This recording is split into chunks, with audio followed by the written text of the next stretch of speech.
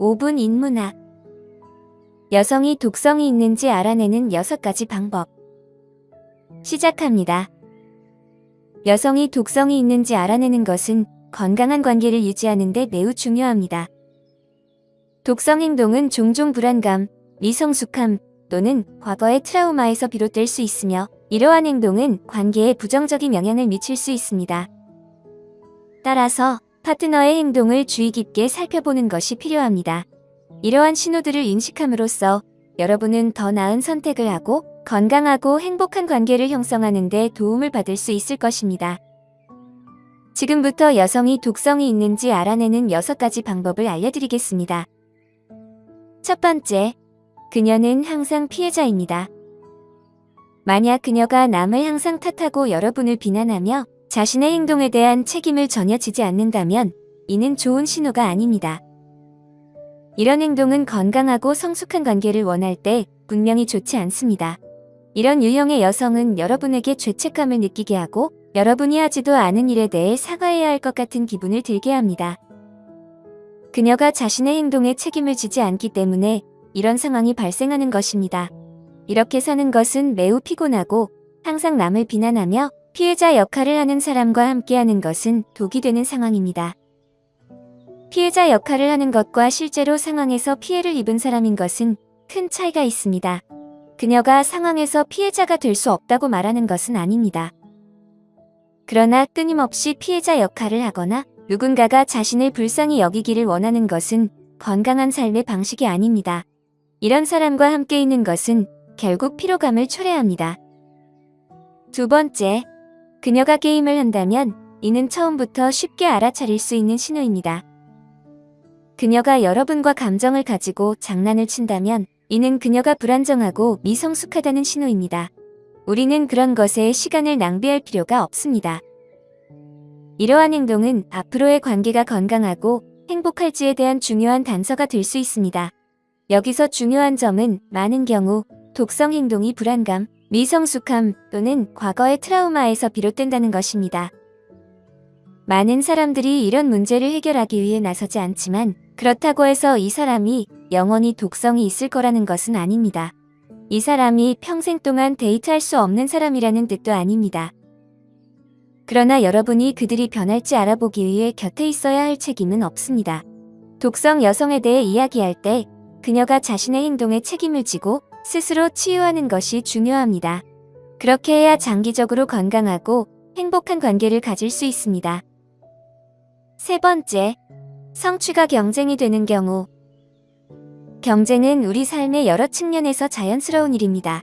예를 들어 컴퓨터 게임이나 보드게임을 하면서 친구나 파트너와 경쟁하는 것은 흔한 일입니다. 하지만 성취가 경쟁으로 변할 때는 문제가 생깁니다. 건강한 관계는 서로의 성공을 바라는 상호적인 욕구에 기반한다는 점을 기억해야 합니다. 그러나 모든 성취가 경쟁으로 바뀌면 상황이 독성이 됩니다. 예를 들어 그녀가 여러분을 격려하거나 지원하지 않고 여러분이 직장에서 승진했거나 좋은 일이 생겼을 때 화를 내는 경우가 있습니다. 그녀는 자신에게도 같은 일이 일어나야만 여러분을 위해 기뻐할 수 있는 것입니다. 만약 여러분이 시험에서 A를 받았고 그녀는 C를 받았다면 그녀는 여러분에게 불만을 품고 화를 낼 수 있습니다. 이런 상황은 여러 방식으로 나타날 수 있으며 친구 관계, 직장, 취미 등 다양한 분야에서 발생할 수 있습니다. 결국 성취가 경쟁으로 변하면 그녀는 여러분을 지지하지 않고 여러분의 행복에 관심을 두지 않으며 오직 자신만을 생각하게 됩니다. 이는 심각한 문제입니다.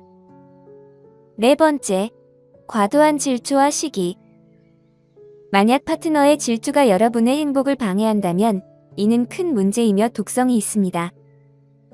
질투는 자연스러운 감정이지만 끊임없이 파트너를 의심하거나 핸드폰을 뒤지며 경계를 넘는 행동으로 이어진다면 이는 좋지 않은 상황입니다. 처음에는 약간의 질투가 괜찮아 보일 수 있지만 과도한 수준에 이르거나 서로 신뢰하지 못하게 되면 문제가 발생합니다. 예를 들어 여러분이 그녀에게 이야기를 하고 있는데 그 이야기에 언급된 여자가 있다면 그녀가 즉시 반응하고 화를 내는 경우가 있습니다. 여러분은 아무 잘못도 하지 않았는데 말입니다.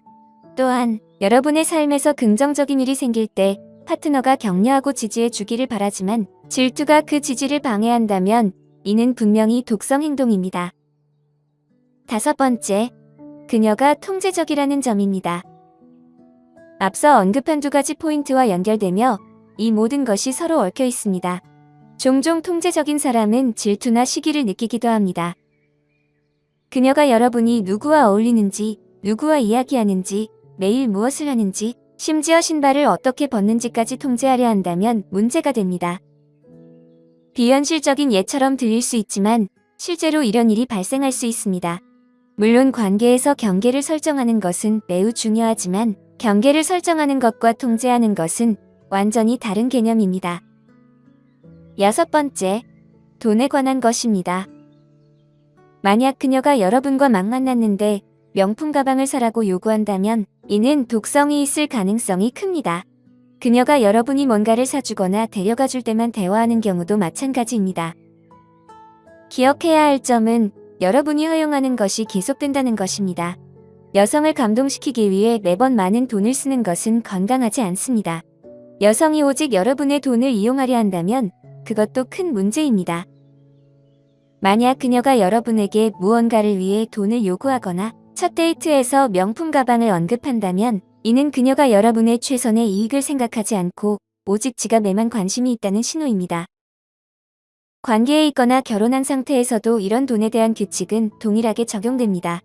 예를 들어 예산을 합의했는데 그녀가 여러분 몰래 물건을 사는 경우 재정에 관한 경계를 넘는다면 그런 대화를 나눠야 합니다. 건강하고 행복한 관계를 유지하려면 서로의 경계를 존중하고 넘지 않아야 합니다.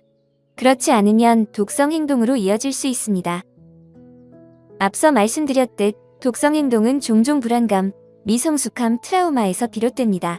우리의 정신 건강을 돌보지 않는 것과도 관련이 있습니다. 그러니 잠재적인 파트너를 찾거나 데이트를 하거나 관계에 있을 때 이러한 점들을 꼭 살펴보는 것이 중요합니다. 이러한 신호를 통해 여러분은 파트너의 행동을 주의 깊게 살펴보고 진정으로 나에게 맞는 사람을 찾는 데 도움을 받을 수 있습니다. 그녀가 이런 행동을 한다고 해서 그녀가 가장 나쁜 사람이라는 것은 아니며 그녀가 자신의 행동을 바꾸고 독성 행동을 중단할 수 있도록 노력할 수도 있습니다. 여러분에게 당부드리고 싶은 점은 이러한 신호를 발견했을 때 즉시 판단하거나 결론을 내리기보다는 대화를 통해 상황을 이해하려는 노력이 필요하다는 것입니다. 모든 사람이 완벽할 수는 없으며 때로는 개인의 문제나 과거 경험이 현재의 행동에 영향을 미칠 수 있습니다. 따라서 상대방의 행동을 이해하고 필요하다면 함께 해결책을 찾는 것이 중요합니다. 그러나 어떤 경우에도 자신의 감정과 경계를 존중하는 것이 우선입니다. 건강한 관계는 상호 존중과 지지를 바탕으로 이루어집니다.